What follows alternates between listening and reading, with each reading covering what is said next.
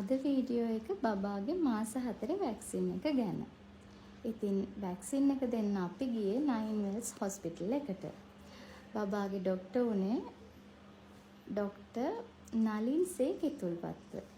ඉතින් මුලින්ම අපි හොස්පිටල් එකට ගිහිල්ලා බබාගේ වේට් එක බලලා අපේ වාරය ආවට පස්සේ ඇතුළට ගිහිල්ලා ගියාට පස්සේ ડોක්ටර් බබාගේ වේට් එක බලලා ඊට පස්සේ බබාගේ වයසත් එක්ක දැන් බබාට මාස 4යිනේ.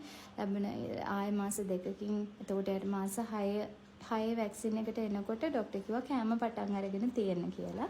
ඊට පස්සේ මුලින්ම මට ડોක්ටර් බබාගේ කෑම පටන් ගන්න එක ගැන විස්තර කරලා දුන්නා. කොහොමද බබාට දෙන්න ඕනේ, කොච්චර වේල් ප්‍රමාණයක් දෙන්න ඕනේද, මොනවද දෙන්න පුළුවන් කෑම. එතකොට ඇලර්ජි එකක් ආවොත් මොකද කරන්නේ? ඒකට මට පිරිටන් පැණි එක ලියලා දුන්නා අවශ්‍ය වුණොත් දෙන්න කියලා. ඇලර්ජි එකක් ආවොත් දෙන්න කියලා. ඊට පස්සේ ඔහොම ගොඩක් කෑම පටන් ගන්න එක ගැන විස්තර කරා. ඊට පස්සේ බබාව චෙක් කරලා ඊට පස්සේ අපි බබාගේ බෙල්ල පිටිපස්සේ චූටි කුද්දැටියක් වගේ එකක් තියෙනවා. මම ඒකත් පෙන්නලා ડોක්ටර් කිව්වා ඒක නෝමල් කියලා. ඊට පස්සේ බබාගේ කිරි වමනේ දාන එක ගැන ඒව ගැන කිව්වම ડોක්ටර් කිව්වා බබා කෑම පටන් ගත්තට පස්සේ එයා කිරි වමනේ දාන එක නිකම්ම අඩු වෙලා යයි කියලා. ඊට පස්සේ ඔන්න ඔහොම බබාට ඉස්සලාම වැක්සින් එක දුන්නේ කටට දෙන එක රොටරික්ස් එක.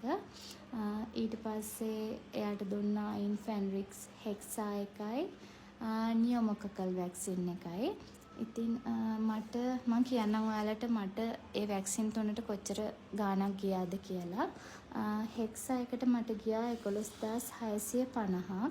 එතකොට ඊට පස්සේ නියොමොකකල් එකට ගියා 7190ක්. ඒ වගේම රොටරික්ස් එකට ගියා 6340ක්.